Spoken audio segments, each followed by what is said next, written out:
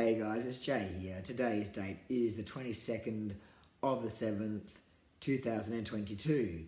I hope you're all doing well. It's been about 7 months since I've made my last video, which was about my name change. A lot in life has changed in those last 7 months, hence why I haven't made a video. It's been very hectic and a little bit on the crazy side. So after I made that video for you guys last time, I went through a bit of, change of life events, I guess, and I sold everything and I drove back to Victoria. So I kind of had a little mini breakdown, I guess you could say, and I had to restart my life. So I resigned from my job after a week off and did 4 weeks there, sold all my stuff in that time, and then my dog and I, Lester, drove down to Bermagui in New South Wales where my stepfather is, and we camped out there for about 6 weeks and just had time out from life, time out from everything, just time to heal, time to grow, and time to recenter. It was the best 6 weeks of my life. Anyone that loves to camp or anything like that, I'm not a camper, but anyone that loves to camp, that knows Bermagui or New South Wales, it's absolutely stunning. If you haven't been, you've got to go. It's just water everywhere. It's so relaxing. Anyway, we did that for 6 weeks. That was epic. And then we decided to hit the road and continue our journey. And here we are in Melbourne, living in Fitzroy North.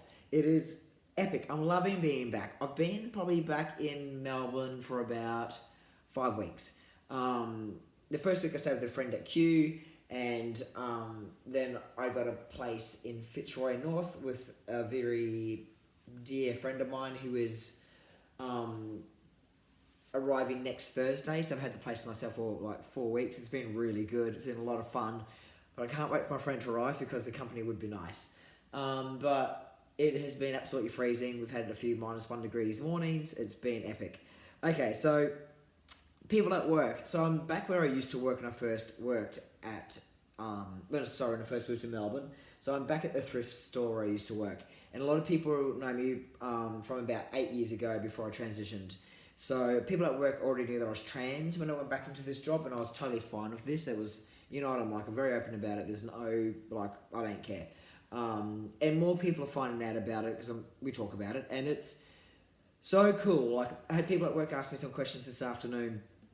And the difference between the Victorians asking me questions and Queenslanders asking me questions is Victorians are asking me more how long did it take to grow a beard, and about how long did my change take, how long did it take to complete this transition. They're interested in that side of things, where back in Queensland it's just oh, have you got a dick? It just... Don't get me wrong, I love my friends back home, and I love Queensland. I'm proud to be a Queenslander, that'll never change. But it just shows you the different mindsets when you live in a big, diverse city to when you live in a small beach lifestyle. Very different. All they want to know back home is if I had a dick. That was it. And they get told they could grow a mean beard. Where here, people are more interested in your actual transition, what you went through, how you, just things, there were questions about my changes, my physical changes against my mental changes and against my emotional changes. And it was really, really cool. So, I'm definitely happy to be back, and I really don't think I'll be going back to the Sunshine Coast anytime soon. It's just too expensive to live there these days. The rental crisis is it's a real thing.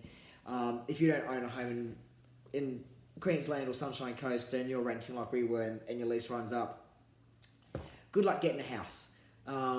People, when I was back there, I don't know if much has changed, but people sleeping in their cars back home and having to give their pets away, and families are being separated because they couldn't stay anywhere. So it's just called greed. Unfortunately, people are doubling their rent from $520 to $800, and people can't afford that in the sunny coast. We don't earn a huge amount of money, especially if we work in retail. So the idea of renting a place on the Sunshine Coast for that amount of money, it was not affordable. I physically could not afford to pay that rent.